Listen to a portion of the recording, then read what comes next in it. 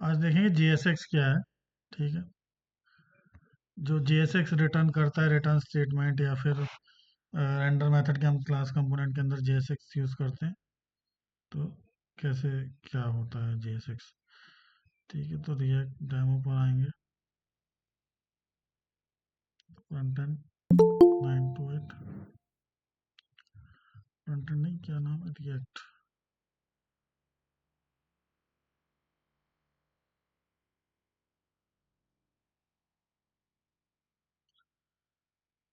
React 9 to 10 CMD पर आएंगे।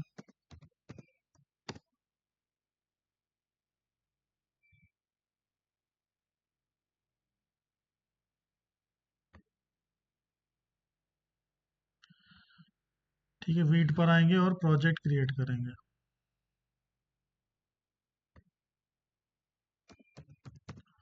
Wheat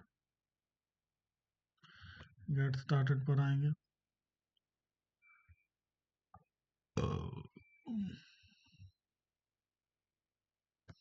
यहाँ से करेंगे कॉपी,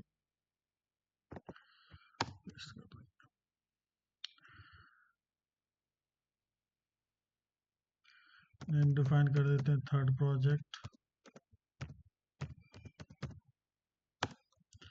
ठीक है, सिलेक्ट कर लेंगे रिएक्ट जावास्क्रिप्ट नो।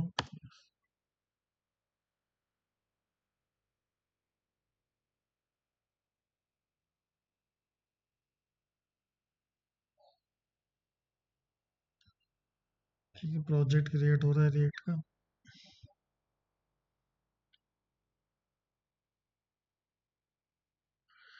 ठीक है, तो JSX हमारा क्या है, HTML ही है जो बेसिकली जो हम div टैग या h1 टैग रिटर्न स्टेटमेंट के अंदर यूज कर रहे हैं, वही हमारा क्या है JSX है।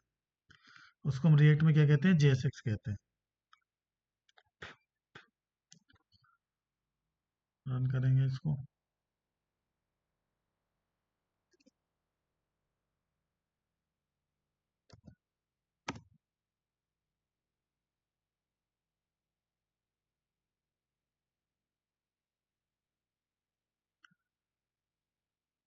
ठीक है, VS कोड में ओपन कर लेते हैं।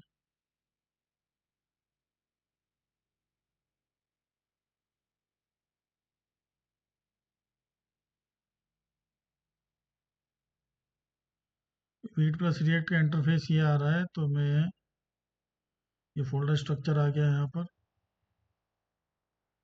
ठीक है, SRC पर आकर app.jsx से ये कोड रिमूव कर देता हूँ मैं,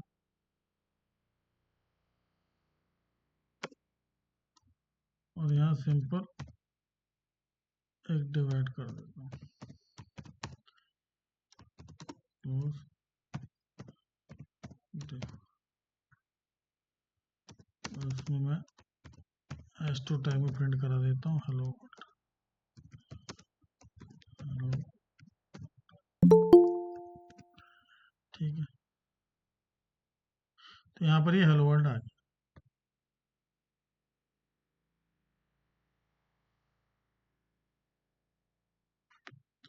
एक मिनट, हेमंत कुछ हुआ हूँ।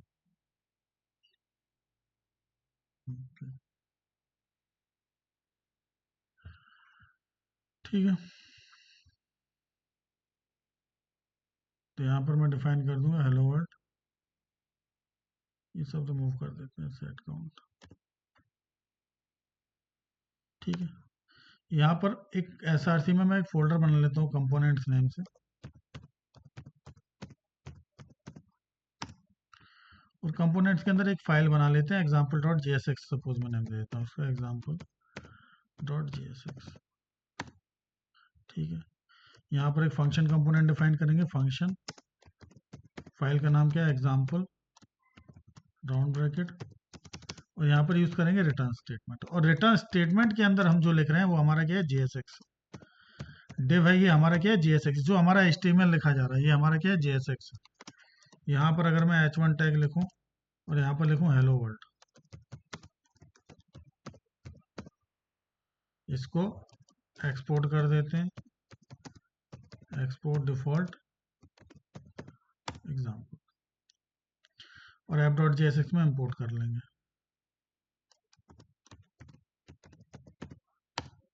एग्जाम्पल इंपोर्ट हो गया है। तो यहाँ चेक करेंगे तो ये देखो हेलो वर्ल्ड, ये देखो हेलो वर्ल्ड आ गया है। ठीक है, हमने h1 टैग में लिखा था एग्जाम्पल के अंदर, ये हेलो वर्ल्ड आ रहा है हमारा। ठीक है, अब यहाँ पर इस कोड को अगर मैं रन करूँ विदाउट JSX, ठीक है, ये तो JSX चल रहा है but behind the scene React without JSX इसे कैसे यूज कर रहा है। ठीक है, तो अगर मैं इस पार्ट को कर दूं कमेंट और यही स्टेटमेंट में विदाउट JSX का यूज करके प्रिंट कराऊं, तो यहाँ पर मैं लिखूंगा रिटर्न। ठीक है, यहाँ पर रिएक्ट यूज करेंगे, रिएक्ट इंपोर्ट हो जाएगा, import react from react. React के अंदर एक मेथड कॉल करेंगे क्रिएट एलिमेंट, और इसके अंदर हमारा क्या था, डिव था। ठीक है, रिटर्न के अंदर डिव था।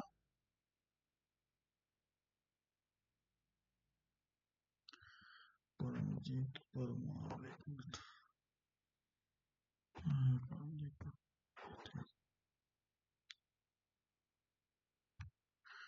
ठीक है,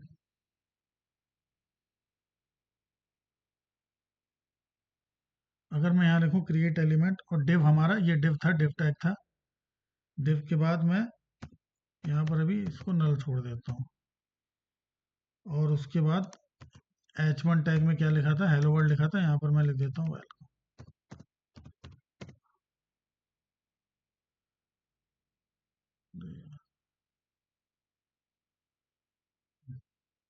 आ गया वो पेज, देखो वेलकम आ गया यहाँ पर। इसको कॉपी कर लेते हैं और इसी पेज में ऐड कर दें।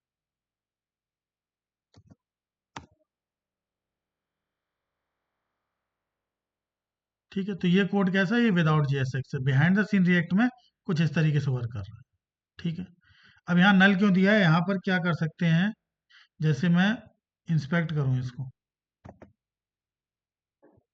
ठीक है, अगर हमें आईडी क्लास वगैरह ऐड करनी है तो हम यहाँ से ऐड कर सकते हैं। एलिमेंट पर आएंगे और यहाँ डिव के अंदर देखेंगे, देखो h1 में टैग में वेलकम लिखा हुआ है। अगर मैं ये चाह रहा हूँ कि डिव के अंदर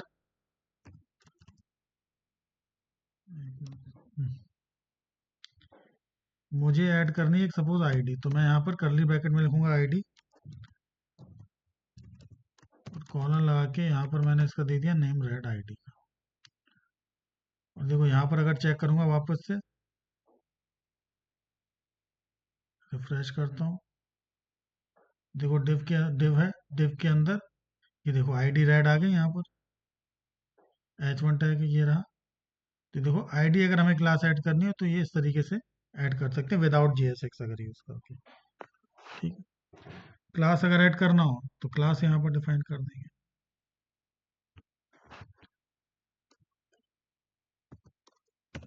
क्लास नेम, और क्लास नेम सपोज मैंने डिफाइन कर दिया ग्रीन। रिफ्रेश करेंगे, डिव आएंगे यहाँ पर, देखो आईडी रेड हो गई, क्लास के आगे अब यहाँ क्लास आएगा क्योंकि ये HTML है। यहाँ हमने वहाँ क्लास नेम दिया बट इसमें किसमें शो कर रहा है, HTML में कर रहा है, तो यहाँ क्लास कीवर्ड आएगा बेसिकली। ठीक है, तो इस तरीके से विदाउट JSX हम कोड कुछ इस तरीके से यूज होता है। ठीक है, ये सिर्फ इंटरव्यू पर्पज से है कि विदाउट JSX अगर कोड लिखना हो तो किस तरीके से इम्प्लीमेंट होता है, कैसे वर्क करता है, तो कुछ इस तरीके से रिएक्ट डॉट क्रिएट एलिमेंट के अंदर हम अपना कोड डिफाइन करते हैं। ठीक है, नेक्स्ट हम आएंगे प्रॉप्स क्या होता है। ठीक है, तो प्रॉप्स मतलब अगर हमें एक कंपोनेंट से दूसरे कंपोनेंट में डेटा पास करना हो तो हम प्रॉप्स के थ्रू पास करते हैं, जैसे app.jsx है यहाँ पर। ठीक है, ये मैं s2 को हटा देता हूँ और ये एग्जाम्पल भी मैं हटा देता हूँ। कंपोनेंट में मैं यहाँ पर एक न्यू कंपोनेंट बनाऊंगा hero.jsx। ठीक है, यहाँ पर डिफाइन कर देंगे फंक्शन hero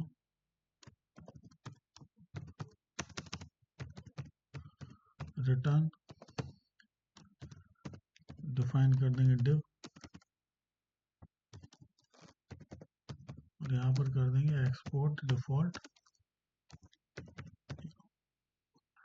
ठीक है, अब app.jsx में मैं इस हीरो कंपोनेंट को इंपोर्ट कर लेता हूँ।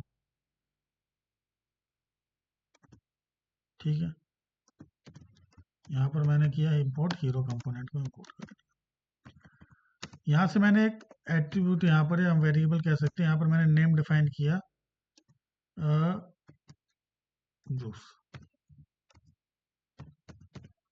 ठीक, नेम यहाँ पे मैंने ब्रूस दिया। अब मुझे इसको प्रिंट कहाँ कराना है, अपने hero.jsx में प्रिंट कराना है। app.jsx में मैंने डिफाइन तो कर दिया, हीरो कंपोनेंट में पास तो कर दिया, बट यहाँ कैसे प्रिंट कराएं, यहाँ पर। ठीक है, तो यहाँ पर मैंने नेम ब्रूस पास किया और प्रॉप्स के थ्रू हम यहाँ पे रिसीव कर लेंगे। यहाँ पर मैं यूज करूंगा प्रॉप्स और यहाँ s2 टैग में ऐड कर देंगे प्रॉप्स डॉट नेम। ठीक है, तो यहाँ अगर चेक करेंगे तो ये देखो ब्रूस आ गया। अब मैंने जब इंपोर्ट किया था हीरो कंपोनेंट को, तो उसमें मैंने नेम ब्रूस पास किया यहाँ पर ऐप कंपोनेंट से, और नेम ब्रूस को मैंने रिसीव कहाँ किया, अपने प्रॉप्स के थ्रू हीरो कंपोनेंट में यहाँ पे प्रिंट करा दिया। सर हाँ, एक्सक्यूज मी सर, ये जो app.jsx में आपने इंपोर्ट किया है app.css, ये आपने लिखा है, मतलब कैसे हुआ ये? वो बाय डिफॉल्ट ही यूज हुआ है, मतलब जब हमने प्रोजेक्ट क्रिएट किया था अपने आप ही आया है। अगर app.css में हटा देता हूँ यहाँ से, तो देखो इसमें जो बाय डिफॉल्ट css लगी है वो रिमूव आ जाएगी। देखो ब्रूस यहाँ आ जाएगा कॉर्नर। अच्छा, तो हमने जब JSX ऐड किया तो बाय डिफॉल्ट वो आ गया CSS वाला। हाँ, बाय डिफॉल्ट आया css। ओके ठीक है, पुराने लेक्चर देखे हैं कि नहीं?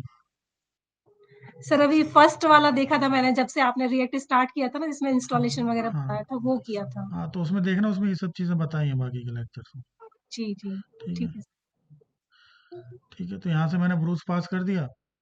अब यहाँ रिसीव कर लिया। अब इसको मैं मल्टीपल टाइम इंपोर्ट कर लेता हूँ, ऐसा भी नहीं कि हम एक ही बार कर सकते हैं। यहाँ पर वापस से डिफाइन किया, यहाँ से नेम मैंने पास कर दिया सपोज, तो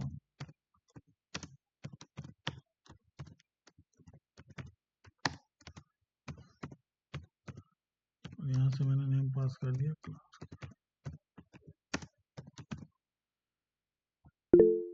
तो यहाँ से ब्रूस, टोनी और क्लार्क ये प्रिंट हो जाएगा यहाँ पर। ठीक है, परमजीत परमार, फिर वो बाद में शेयर कर देंगे क्लास के बाद। ठीक है, Bruce Tony Clark folder share कर दूंगा मैं, तो उसमें आ जाएंगे वीडियोस। ठीक है, तो हमने प्रॉप्स के थ्रू ये पास कर दिया, ब्रूस टोनी क्लार्क आ रहे थे, तो ये प्रॉप्स के थ्रू ये नेम तीनों बार प्रिंट हो गए यहाँ। ठीक है, सपोज मैं प्रॉप्स के थ्रू यहाँ से पास कर देता हूँ हीरो नेम। एक और मैं यहाँ पर डिफाइन कर देता हूँ हीरो नेम,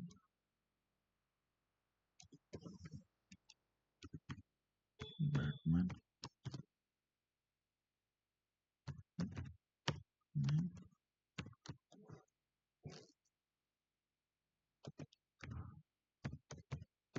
आयरन मैन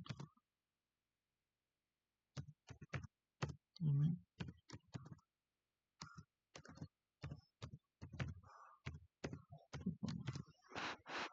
ठीक, और यहाँ पे प्रॉप्स के थ्रू इसको भी रिसीव कर लेंगे, props dot name AKA props dot hero name.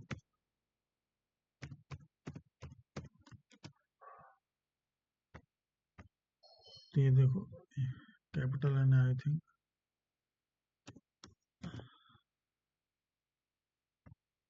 ये देखो आ गया, ब्रूस ए के बैटमैन, टोनी के आयरन मैन, क्लार्क के सुपरमैन। ठीक है, तो ये प्रॉप्स के थ्रू हमने यहाँ पर वैल्यू प्रिंट करा दी। और ये AKA क्या है? अरे AKA मतलब जैसे होता है ना कि शीर्ष पार्टी कम डेवलपर, कम इंजीनियर, कम front end developer, come back end developer, वैसे ही AKA है।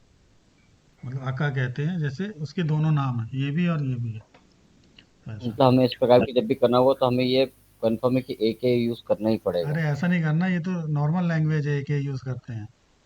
शॉर्ट फॉर्म यहाँ में। कुछ और लिख सकते हैं एके का मतलब? मतलब है कि जो अरे जो क्या कहते हैं, नॉर्मल ब्रूस है, ब्रूस है वो बैटमैन है, ये रिएक्ट का क्वेश्चन नहीं है। जो ब्रूस है वो बैटमैन है, ब्रूस अका बैटमैन, मतलब ब्रूस क्या है, बैटमैन है। ये एके का मतलब है। अगर मैं लिख देता ब्रूस इज बैटमैन, तो एके इज मतलब हम कह सकते हैं कि ब्रूस बैटमैन है बेसिकली। ठीक है, एके कोई वो रिएक्ट का क्वेश्चन नहीं है, एके एक वो फ्रेज है बेसिकली, कहते हैं हम एक टाइप से। नहीं, अगर जैसे हमने नहीं लिखा है कि, तो इसलिए पूछा था, अगर नहीं लिखते तो क्या होता? एके के यहाँ जहाँ लिख दो कुछ और लिख दो, हैं, यहाँ पर लिख दो रोटी, तो यहाँ रोटी आ हम्म, जाएगा। ब्रूस रोटी बैटमैन, टोनी रोटी आयरन मैन, क्लार्क रोटी सुपरमैन। अच्छा, ठीक ओके। है, ठीक है। तो यहाँ पर इस तरीके से डिफाइन कर देंगे। अब यहाँ पे अगर प्रॉप्स यूज करना हो तो कर सकते हो, अदरवाइज डिस्ट्रक्चर कर सकते हो। यहाँ पर ही डायरेक्ट यूज कर लो नेम डिस्ट्रक्चरिंग करके, जैसे जावास्क्रिप्ट में हमने पढ़ा था डिस्ट्रक्चरिंग, तो ऑब्जेक्ट के थ्रू इसको पास कर सकते हैं। हीरो नेम और नेम डायरेक्ट ही इनको पास कर दियो, यहाँ पे प्रॉप्स लिखने की हमें नीड नहीं होगी फिर उसकी इसमें।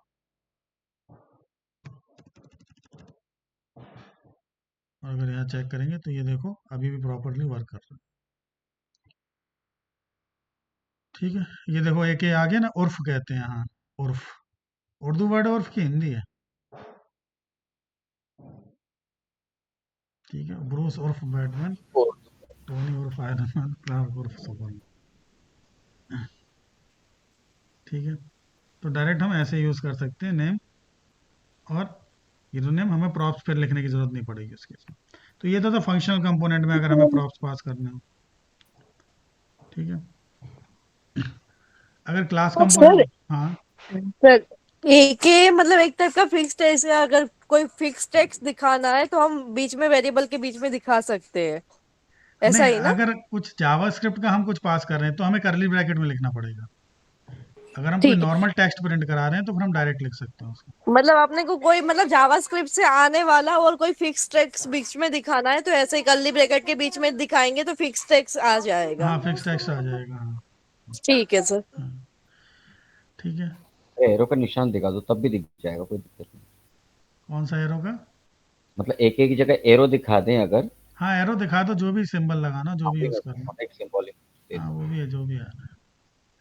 ठीक है, तो अब सपोज यहाँ पर अगर क्लास कंपोनेंट में हम देखें, क्लास कंपोनेंट में सेम प्रॉप्स के थ्रू पास करना हो, तो यहाँ पर कंपोनेंट में एक कंपोनेंट फोल्डर में मैं एक न्यू फाइल क्रिएट कर लेता हूँ, न्यू कंपोनेंट, इसका मैं क्लास हीरो नेम दे देता हूँ, क्लास हीरो तो .jsx। यहाँ पर यूज करेंगे class component, class class hero x tends component. ठीक है, कंपोनेंट इंपोर्ट हो गया, कंपोनेंट हमारी क्लास है जिसको एक्सटेंड कर रहा है क्लास हीरो। इसको एक्सपोर्ट कर लेते हैं, एक्सपोर्ट डिफॉल्ट क्लास हीरो। ठीक है, और यहाँ पर हम यूज करेंगे रेंडर मेथड। रेंडर मेथड के अंदर हमारा JSX होता है। ठीक है, रेंडर के अंदर रिटर्न होगा और रिटर्न के अंदर हमारा होगा JSX। तो ये रिटर्न यहाँ पर डिफाइन कर दिया। ठीक है, और इसमें डिवाइड कर देते हैं। ठीक है, app.jsx से इस हीरो कंपोनेंट को जरा कमेंट कर देते हैं और यहाँ पर इंपोर्ट कर देते हैं क्लास हीरो, क्लास हीरो, और नेम यहाँ पर मैं दे देता हूँ बजरंगी। ठीक है, और क्लास हीरो को इंपोर्ट हमने कर लिया है। अगर यहाँ पर अगर प्रॉप्स का हमें यूज करना हो तो दिस कीवर्ड का यूज करना पड़ेगा। यहाँ पर दिस डॉट प्रॉप्स डॉट और नाम क्या है, नेम। ठीक है, उसमें प्रॉप्स के थ्रू यूज कर लेते थे, यहाँ पे हमें दिस कीवर्ड का यूज करना पड़ेगा क्योंकि हम यहाँ पे डायरेक्ट पास नहीं कर सकते हैं। ठीक है, तो अब अगर यहाँ चेक करेंगे तो देखो बजरंगी आ रहा है, बजरंग आ रहा है। इसको मैं H2 टैग में ले लेता हूँ।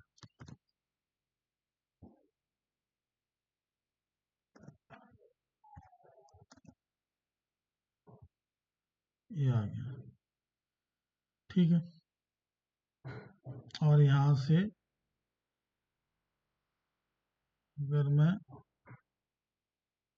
app.jsx में हीरो नेम भी दे देता हूँ, hero name,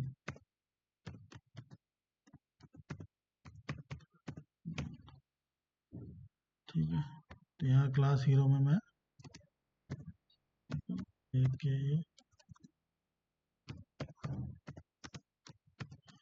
this dot props dot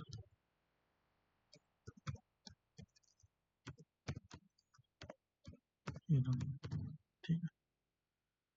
तो यहाँ पर देखो प्रिंट हो गया बजरंगी का हनुमान, ठीक है। तो इस तरीके से अगर हमें प्रॉप्स क्लास कंपोनेंट में यूज करना है तो हमें दिस कीवर्ड का यूज करना पड़ेगा बेसिकली, ठीक है। तो इस तरीके से हम प्रॉप्स का यूज करते हैं फंक्शन और क्लास कंपोनेंट में, ठीक है। मेन हमें फंक्शनल में ही यूज करना है, नॉलेज के लिए बस ये कि क्लास पढ़ते चलो बेसिकली, ठीक है।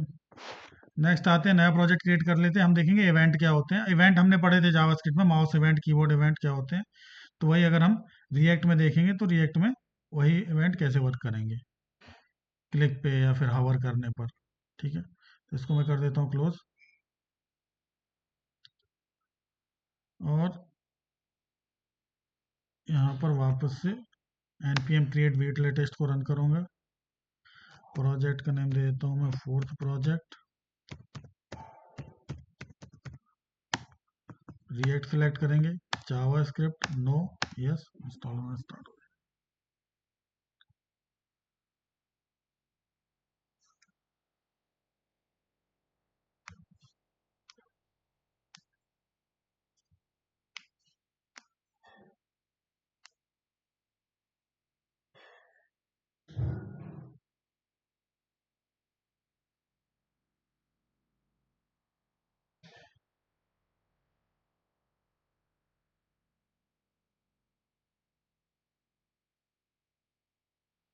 क्रिएट हो गया। ये अपने आप लोड हो जाएगा इस पोर्ट पर 5873 पर, हमें फिर से वीट प्लस रिएक्ट का इंटरफेस आने शो होने, ठीक है। इस फोर्थ प्रोजेक्ट को हम VS कोड में ओपन कर लेते हैं,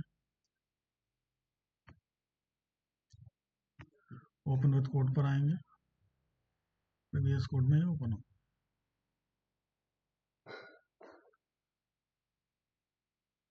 अब देखो ये फोल्डर स्ट्रक्चर आ रहा है SRC फोल्डर में, ये देखो अपने आप ये कंपोनेंट हमें मिलते हैं app.jsx, main.jsx, app.css, index.css, ठीक है। वापस से ये कोड रिमूव कर दूंगा मैं, यहाँ पर एक डिवाइड कर देंगे, ठीक है। तो इवेंट हैंडल हमें करना हो तो पहले फंक्शन कंपोनेंट में हम देखेंगे कैसे इवेंट डिफाइन करेंगे, ठीक है। तो यहाँ SRC में मैं एक फोल्डर बना लूंगा कंपोनेंट्स नेम से। पहले हम फंक्शन के लिए देखेंगे, तो यहाँ मैं एक कंपोनेंट बना लेता हूँ func.jsx, ठीक है। यहाँ पर डिफाइन करेंगे फंक्शन, फंक्शन का नेम है func,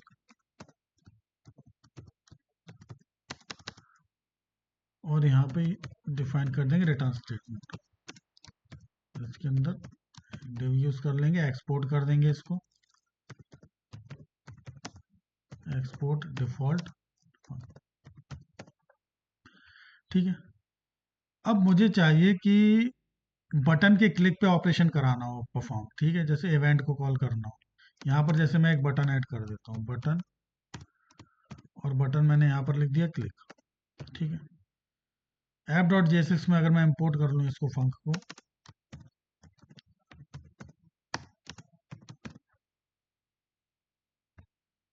तो यहाँ पर ये देखो क्लिक आ गया बटन, ठीक है। अब इस बटन पे क्लिक कराना है बेसिकली, ठीक है। तो क्लिक कराने के लिए मुझे यहाँ पर एक इवेंट यूज करना पड़ेगा ऑन क्लिक, ठीक है। जैसे हम क्लिक यूज करते थे ना एड इवेंट लिसनर में क्लिक, वैसे इसमें क्या यूज करेंगे, हम ऑन क्लिक यूज करेंगे, ठीक है। उसके बाद यहाँ पर मैं अपने फंक्शन का नेम डिफाइन कर दूंगा कि किस फंक्शन पे हमें ऑपरेशन करना है। तो मैंने इसका नेम दे दिया फंक्शन का हैंडल क्लिक, ठीक है। अब रिटर्न के अंदर हम क्या लिखते हैं, अपना HTML लिखते हैं JSX, जो हम अपना जावास्क्रिप्ट लिखेंगे वो रिटर्न के बाहर लिखेंगे फंक्शन वगैरह जो डिफाइन करेंगे। अगर रिटर्न के अंदर हम अगर अपना जावास्क्रिप्ट यूज कर रहे हैं तो किसमें करेंगे, कर्ली ब्रैकेट्स में यूज करेंगे। ठीक है, तो यहाँ पर मैं रिटर्न के बाहर फंक्शन डिफाइन करूंगा अपना कॉन्स्ट। फंक्शन का नाम क्या है, हैंडल क्लिक है। ठीक है, एरो फंक्शन के थ्रू डिफाइन कर देंगे यहाँ पर ये, और ये कॉन्स्ट हैंडल क्लिक आ गया। इसके अंदर बटन की क्लिक पे मैं एक अलर्ट प्रिंट करा दूंगा कि बटन क्लिक्ड। जैसे ही मैं बटन पे क्लिक करूंगा प्रिंट हो जाना चाहिए बटन क्लिक्ड। तो जैसे ही मैं आके इस बटन पे क्लिक करता हूँ, देखो अलर्ट मिल गया, बटन क्लिक। ठीक सर, हाँ, इसमें जो आपने फंक्शन क्रिएट किया हैंडल क्लिक, वो भी तो एक फंक्शन के इनसाइड ही है ना, तो इसको बाहर भी बना सकते हैं क्या, तब भी यूज हो जाएगा? नहीं नहीं, बाहर यूज नहीं होगा, वो फंक्शन के इनसाइड ही है।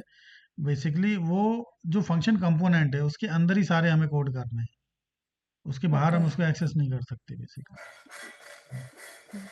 ठीक है, तो यहाँ पर हैंडल क्लिक डिफाइन किया, बटन पे क्लिक करेंगे तो यहाँ पर क्या मिलेगा, बटन क्लिक्ड आ जाएगा बेसिकली। ठीक है, तो यहाँ पर हमने ये फंक्शन डिफाइन किया। ठीक है, ऑन क्लिक ये इवेंट है। अब यहाँ पे ऑन माउस ओवर भी यूज कर सकते हो, ऑन माउस लीव है। ठीक है, जैसे यहाँ पर गए, अभी तो नहीं हुआ, लेकिन जैसे ही माउस लीव करेंगे अलर्ट आ जाए, जैसे ही माउस लीव करेंगे अलर्ट आ जाए। ठीक है, माउस एंटर है, जैसे ही माउस पर एंटर करेंगे जाकर तो ये देखो इवेंट चल जाएगा। ठीक है, तो यही सब इवेंट जो हमने पढ़े थे वो हम यूज कर सकते हैं, जो हमने जावास्क्रिप्ट में देखे थे बेसिकली। ठीक है, लेकिन हम ऑन क्लिक का ही यूज करेंगे जहां भी रिक्वायरमेंट होगी। तो ये हो गया फंक्शनल कंपोनेंट में। अब क्लास कंपोनेंट में हमें अगर इवेंट हैंडल करना हो तो कैसे करेंगे, तो यहाँ पर मैं एक CLS नाम से डिफाइन करता हूँ, cls.jsx। ठीक है, यहाँ पर डिफाइन करेंगे class CLS x tends component, import कर देंगे। ठीक है, यहाँ पर डिफाइन करेंगे रेंडर, रेंडर के अंदर रिटर्न स्टेटमेंट होगा, यहाँ पर div डिफाइन कर देंगे और एक्सपोर्ट डिफॉल्ट कर देंगे CLS। इसमें मैं एक बटन डिफाइन कर देता हूँ, बटन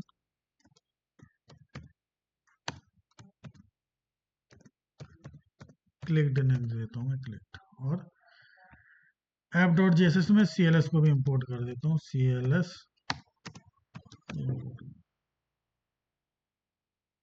ये क्लिक्ड आ गया यहाँ पर। ठीक है, तो अब क्लिक्ड पे ऑपरेशन परफॉर्म कराना, तो यहाँ पर फिर से ऑन क्लिक लगाएंगे। अब वहां पे हमने फंक्शन का नेम हैंडल क्लिक दिया था, लेकिन यहाँ अगर मुझे फंक्शन का नेम डिफाइन करना पड़ेगा तो पहले मुझे यूज करना पड़ेगा दिस कीवर्ड का, दिस हैंडल क्लिक। ठीक है, विदाउट दिस हैंडल क्लिक के हम डिफाइन नहीं कर सकते। और रेंडर के बाहर अगर हम फंक्शन डिफाइन कर रहे हैं तो यहाँ मैं कॉन्स्ट से डिफाइन नहीं कर सकता हूँ। अगर मैं यहाँ लिखूँ कॉन्स्ट और फंक्शन का नाम डिफाइन कर दूं हैंडल क्लिक, और फिर ये एरो फंक्शन और ये ऐसे डिफाइन कर दूं, क्लास कंपोनेंट के अंदर हम फंक्शन डिफाइन ऐसे नहीं कर सकते कॉन्स्ट कीवर्ड की हेल्प से, क्योंकि क्लास कंपोनेंट के अंदर हम वेरलेट कॉन्स्ट ही यूज नहीं कर सकते। यहाँ पर हमें विदाउट कॉन्स्ट कुछ ऐसे लिखना पड़ेगा, हैंडल क्लिक। ठीक है, तो क्लास कंपोनेंट में हम कॉन्स्ट के थ्रू डिफाइन नहीं कर सकते, हमें ऐसे ही डिफाइन करना पड़ेगा विदाउट कॉन्स्ट। और यहाँ पे अलर्ट लगा देंगे,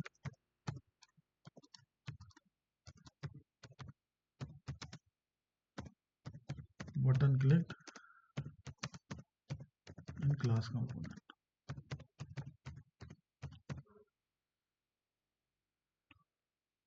ठीक है, और यहाँ पे मैं क्लिक पर क्लिक करूंगा, ये देखो बटन क्लिक क्लास कंपोनेंट, इस पर क्लिक किया तो बटन क्लिक आ रहा, दोनों हमारे चल रहे हैं। ठीक है, तो इस तरीके से हम इवेंट को हैंडल कर सकते हैं क्लास कंपोनेंट में और फंक्शनल कंपोनेंट में।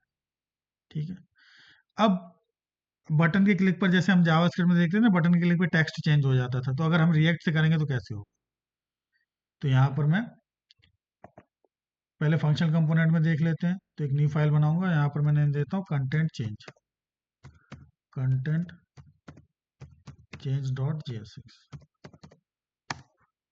ठीक है। तो यहाँ पर डिफाइन कर देंगे फंक्शन कंटेंट चेंज,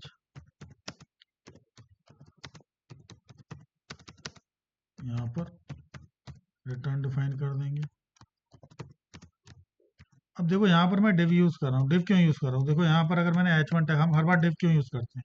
यहाँ पर h1 टैग में मैंने लिखा हेलो, इसको मैं कर देता हूँ एक्सपोर्ट डिफॉल्ट कंटेंट चेंज। ये वाले दोनों कमेंट कर देता हूँ मैं, इसको कंटेंट चेंज को यहाँ पर इंपोर्ट कर, ठीक है। रिएक्ट में अगर हमें कमेंट करना हो तो कुछ इस तरीके से कमेंट होगा, करली ब्रैकेट के अंदर, करली ब्रैकेट, उसके अंदर स्लैश स्टार, फिर स्टार स्लैश, उसके बाद करली ब्रैकेट, ठीक है। तो यहाँ पर अगर मैं इंपोर्ट करूँ कंटेंट चेंज को,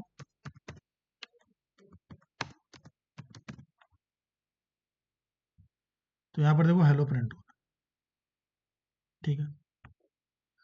अब अगर मैं यहाँ पर एक और h1 टैग लगा दूं और यहाँ पर हाई प्रिंट करूं, तो ये देखो एरर थ्रो कर रहा हूं।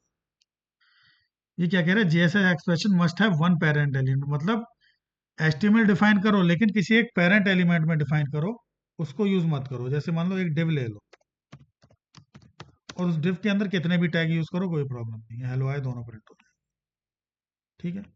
लेकिन सिर्फ हम वर्क करा नहीं कर सकते हैं ना सकते सर, हैं। टेबल भी प्रिंट करा सकते हैं, टेबल बनाकर। हाँ, टेबल भी प्रिंट करा सकते हैं। HTML में जो जो हम टैग यूज कर सकते थे वो सब यूज कर सकते हैं। सॉरी, हाँ, ठीक है। तो यहाँ पर अगर मैं एक बटन डिफाइन कर देता हूँ, बटन, और इसमें मैं नेम देता हूँ बटन का कंटेंट चेंज,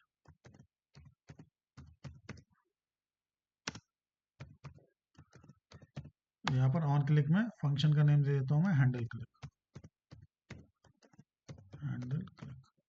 ठीक है। अब अगर हमें वेरिएबल डिफाइन करना हो तो हमने पढ़ा था ना हुक्स क्या होते हैं, यूज स्टेट हुक क्या होते हैं, हुक्स पढ़े थे, ठीक है। तो हुक्स के थ्रू हम यूज कर सकते थे, ठीक है। हुक्स का कॉन्सेप्ट क्या आया था? उससे पहले हम क्लास कंपोनेंट ही यूज करते थे, हुक्स का कॉन्सेप्ट आने से पहले, ठीक है। तो कौन कौन से हुक्स पढ़ेंगे हम देख लेते हैं एक बार।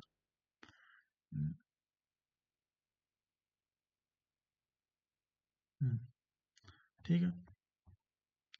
तो हुक्स क्या है? Basically hooks are the features which works without class component,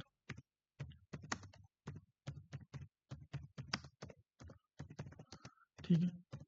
जहां हमें क्लास कंपोनेंट का जो यूज करते थे वो इसी वजह से ही अवॉइड हुआ, इसी वजह से रिमूव हुआ, क्योंकि फंक्शनल कंपोनेंट में हुक्स का कॉन्सेप्ट आ गया था, ठीक है।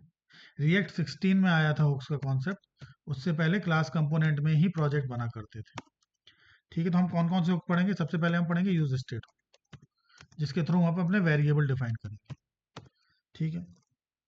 फिर उसके बाद जैसे जैसे जैसे हम टॉपिक हमें रिक्वायर्ड होगी उसके अकॉर्डिंग पढ़ते जाएंगे। फिर बाद में हम पढ़ेंगे यूज स्टेट हुक, ठीक है। फिर पढ़ेंगे यूज रेफ हुक,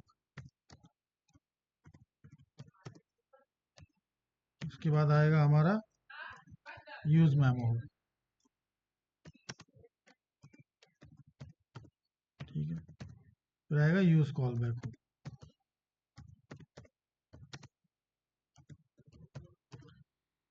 पढ़ेंगे यूज कॉन्टेक्स्ट हुक, ठीक है। दूसरे किसी और ऑर्डर में भी पढ़ सकते हैं, ऐसा नहीं कि सेम इसी ऑर्डर में ही पढ़ें, लेकिन सबसे पहले हम यूज और स्टेट और उसके बाद यूज इफेक्ट की आगे पढ़ेंगे, उसके बाद बाकी आते रहेंगे।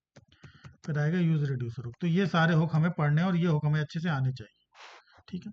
कुछ इसमें से यूज नहीं होते हैं लेकिन इंटरव्यू पर्पज से हमें आने चाहिए कि पूछ लेते हैं तो कौन कौन से, ठीक है। तो ये सारे हुक हम पढ़ेंगे।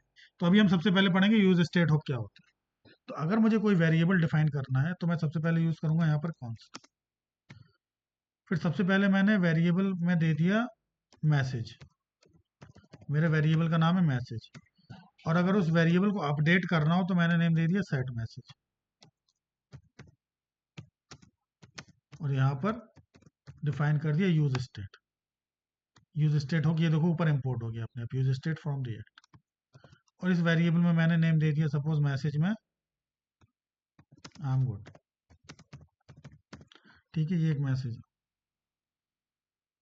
अब ये मैसेज है यहाँ पर आई एम गुड, ये इस वेरिएबल मैसेज का के अंदर वैल्यू है, स्ट्रिंग कह सकते हैं हम, ये स्ट्रिंग वैल्यू है, स्ट्रिंग ही है, क्या कह सकते हैं, इस ये मैसेज हमारा स्ट्रिंग है वेरिएबल, इसमें आई एम गुड वैल्यू आ रहा है।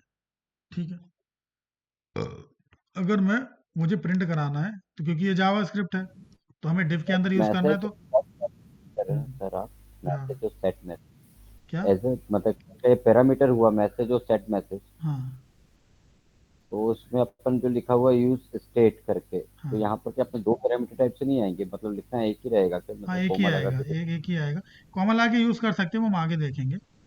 हम फंक्शन भी डिफाइन कर सकते हैं, कॉमा आगे कई चीजें कर सकते हैं, लेकिन अगर हम एक बार में एक ही चीज यूज करेंगे बेसिकली। ठीक है, हाँ। तो यहाँ पर अगर मैं प्रिंट कराऊँ मैसेज को, करली ब्रैकेट्स के अंदर हम डिफाइन करेंगे, क्योंकि हमारा ये वेरिएबल है, जावास्क्रिप्ट यूज हो रहा है, तो प्योर जावास्क्रिप्ट हम किसके अंदर डिफाइन करते हैं, करली ब्रैकेट्स के अंदर। तो यहाँ पर अगर आप चेक करेंगे, इंपोर्ट नहीं किया है क्या हमने कंटेंट चेंज को, तो इंपोर्ट तो है, फिर क्या प्रॉब्लम है, div के अंदर मैसेज प्रिंट करा रहे हैं, हैंडल, ओके, हैंडल क्लिक को हमने डिफाइन नहीं किया इसलिए एरर आ रहा है, हैंडल क्लिक को डिफाइन कर देते सर यूज स्टेट के बाद शायद सेमीकोलन भी लगता है, हैं। राइट? नहीं, सेमी कॉलन का कॉन्सेप्ट ही नहीं है रिएक्ट में। ठीक है, जावास्क्रिप्ट में कभी सेमी कॉलन का यूज देखा है? रिक्वायर्ड होती है, नहीं होता। ठीक है, कहीं कहीं होता है रिक्वायर्ड, बट ऐसा कोई जरूरी नहीं है। अगर हम सेमी कॉलन नहीं लगाते हैं तो जावास्क्रिप्ट में कोई एरर नहीं आएगा। ठीक है, तो इसमें भी रिएक्ट में भी सेमी कॉलन का कोई कॉन्सेप्ट नहीं। ठीक है, यहाँ पर देखो आई एम गुड और कंटेंट चेंज आ रहा है, ये देखो आई एम गुड आ रहा है, इसको मैं एक S2 टाइप में ले लेता हूँ। तो एक वेरिएबल है मैसेज, जिसके अंदर हमारी कौन सी वैल्यू है, आई एम गुड, और वो हम मैसेज को प्रिंट करा रहे हैं, तो आई एम गुड देखो प्रिंट हो रहा है। अब मैं चाह रहा हूँ कि इस बटन के क्लिक पर ये आई एम गुड चेंज हो जाए। ठीक है, तो मैसेज तो एक वेरिएबल है जिसके अंदर वैल्यू स्टोर है आई एम गुड, लेकिन सेट मैसेज से हम क्या कर सकते हैं, वैल्यू को अपडेट कर सकते हैं। तो बटन क्लिक हम किस पे कर रहे हैं, इस फंक्शन पे, तो इस फंक्शन के अंदर जो भी कंटेंट है वो चेंज हो जाएगा। तो इस फंक्शन के अंदर मैं डिफाइन करूंगा अगर सेट मैसेज, और यहाँ पर अगर मैं लिख दूँ आई एम वेरी वेल। ठीक है, और अब अगर मैं इस बटन पर क्लिक करूं, यहाँ पर देखो क्या आ गया, आई एम वेरी वेल। ठीक है, ठीक है, एक मिनट, बटन पर क्लिक करेंगे, आई एम वेरी वेल। ठीक है, तो इस तरीके से हम कंटेंट चेंज कर सकते हैं। तो हमें यहाँ पर स्टेट वेरिएबल का यूज करना पड़ेगा, पड़ा था ना, जैसे ही स्टेट वेरिएबल अपडेट होगा कंटेंट चेंज हो जाएगा अक्रॉस द पेजेस, तो पेजेस में हमारा कंटेंट चेंज हो गया। ठीक है, तो मैसेज के थ्रू हम इसके अंदर अरे भी डिफाइन कर सकते हैं, स्ट्रिंग भी डिफाइन कर सकते हैं, ऑब्जेक्ट भी डिफाइन कर सकते हैं यूज स्टेट के अंदर। हम आगे देखेंगे, जैसे जैसे यूज होता जाएगा वैसे वैसे पढ़ते जाएंगे, कैसे हम एरे का यूज करते हैं, कैसे हम ऑब्जेक्ट का यूज करेंगे। अभी हमने एक नॉर्मल टेक्स्ट लिखा वहां पर स्ट्रिंग, जो उस मैसेज नाम के वेरिएबल में स्टोर हो गया, उस मैसेज को हमने प्रिंट करा दिया। उसको हमें अपडेट करना था, हमने अपडेट कर दिया किसके थ्रू, सेट मैसेज के थ्रू। सेट मैसेज हमने किस पे लगाया, फंक्शन के अंदर, क्योंकि फंक्शन पे हम क्या करा रहे हैं, ऑन क्लिक लगा रहे हैं, बटन पे क्लिक करा रहे हैं। ठीक है, तो इस तरीके से हम फंक्शन कंपोनेंट में यूज करते हैं। अब यही अगर हमें क्लास कंपोनेंट में हमें करना हो, बटन क्लिक पे टेक्स्ट को चेंज कराना हो, तो कैसे करेंगे, तो देख लेते हैं। तो न्यू फाइल आनेंगे, यहाँ पर बना लेंगे क्लास कंटेंट, कुछ नेम दे देते, क्लास कंटेंट डॉट JSX।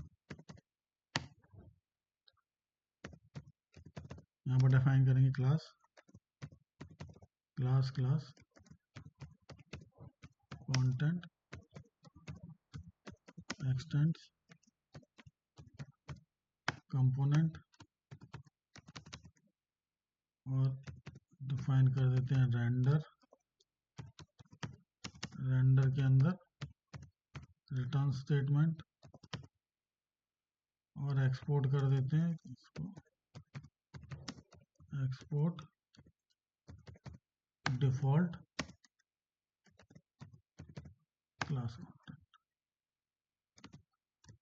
और यहाँ पर ऐड कर देते हैं div, div के अंदर एक बटन ऐड कर देते हैं।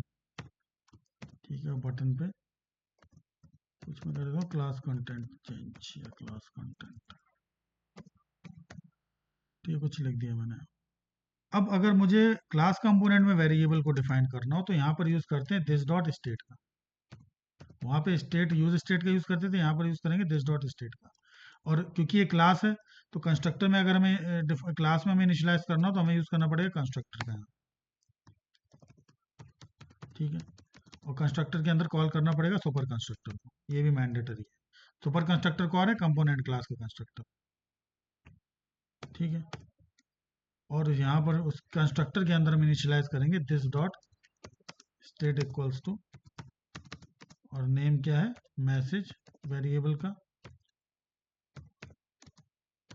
कॉलन, और यहाँ पर मैंने लिख दिया सपोज ओके, ठीक है। ये मैसेज मैंने डिफाइन कर दिया। अब इस मैसेज को मुझे प्रिंट कराना है तो डिफ के अंदर मैं S3 टैग में इसको प्रिंट करा देता हूँ। तो वहां पे तो हमने डायरेक्ट मैसेज लिख दिया था, लेकिन यहाँ पर अगर हमें प्रिंट कराना हो तो दिस का यूज करना पड़ेगा, this dot state dot message. तो देखो इसमें कितना लेंदी, अगर हमें मैसेज प्रिंट कराना है तो पूरा this dot state dot message लिखना पड़ेगा, तब जाके ये प्रिंट होगा। तो अगर मैं इंपोर्ट कर लूँ यहाँ पर क्लास कंटेंट को, तो ये देखो यहाँ पर क्लास कंटेंट आ गया और आई एम ओके आ गया, ठीक है।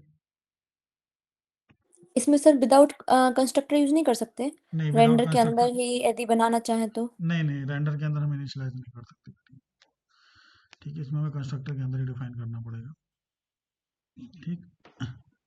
तो यहाँ पर हमने इनिशियलाइज कर दिया वेरिएबल। अब इसको हमें अपडेट करना है, तो बटन पे ऑन क्लिक में दिस कीवर्ड का यूज करके हमें फंक्शन को डिफाइन करना पड़ेगा, दिस डॉट हैंडल क्लिक,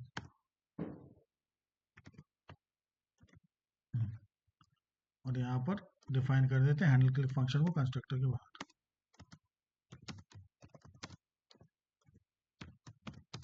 ठीक है। इनिशियलाइज करने के लिए दिस डॉट स्टेट का यूज करते हैं, अपडेट करने के लिए यूज करेंगे दिस डॉट सेट स्टेट। एक राउंड ब्रैकेट आएगा, इसके अंदर कर्ली ब्रैकेट होगा, और यहाँ पर फिर से हम मैसेज वेरिएबल का यूज करेंगे। यहाँ पर मैं लिख दूंगा ठीक है।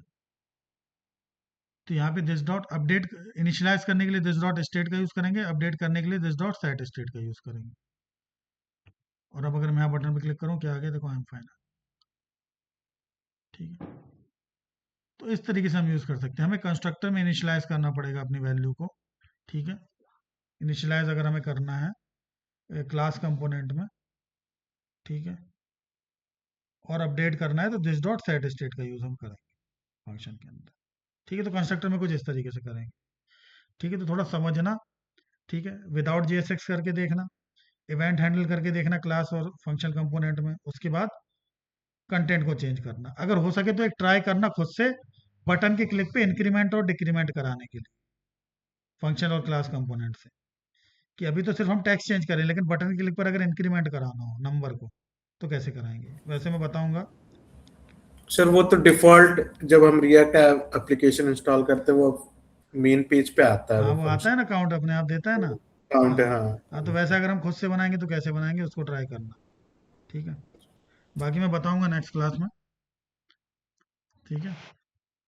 तो इतना करो ट्राई, ठीक है। फंक्शन कंपोनेंट का ज़्यादा यूज़ करके देखो, क्लास कंपोनेंट भी एक बार करके देख लो कि नॉलेज के लिए क्लास कंपोनेंट हो जाएगा इंटरव्यू पर्पज से।